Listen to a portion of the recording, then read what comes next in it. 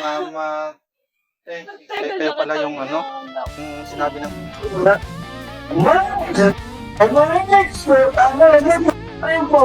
Sa bawat kwento, sa bawat eksena, si Joel Amoroso. Tao po.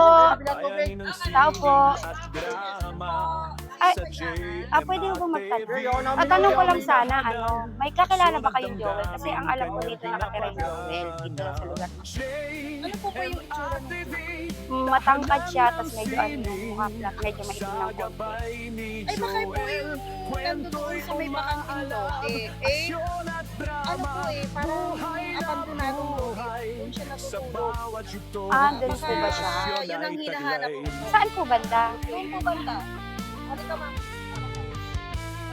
Mula sa puso, kanyang nililikha mga kwentong Ah. humahalo sa bawat isa. Ay. Sa JMA May TV naghahanap kanyang po sa inyo. adhikain Ay, siya na po. magbigay ng saya at aral sa atin. Sino po siya? Ikaw ba si Joel? Opo, ma'am. Ilan taon ka na?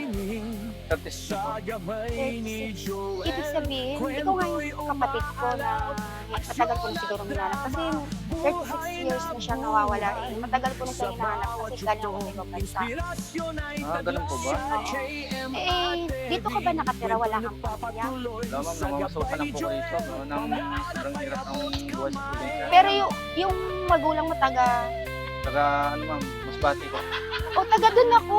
Siguro nga, ikaw yung kapatid ko hinahanap na matagal ko ng ano. Kasi ilang taon ko na siya hindi nakikita. Kasi nag-iisa lang siyang lalaki. Ikaw nga, nakikilala mo ako si Mildred, yung pangalawang panganay ninyo.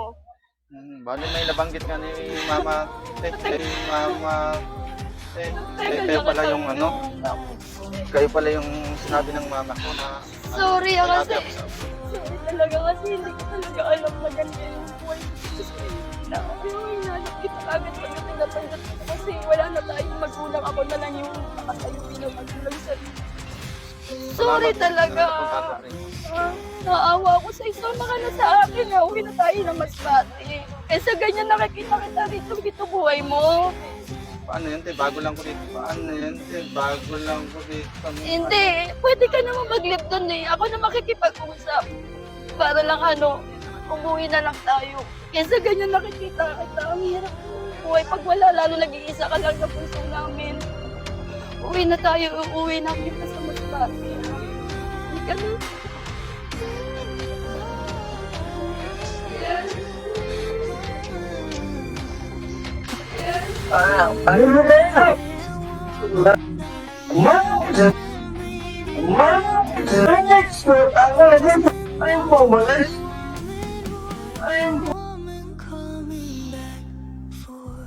Salamat, Father.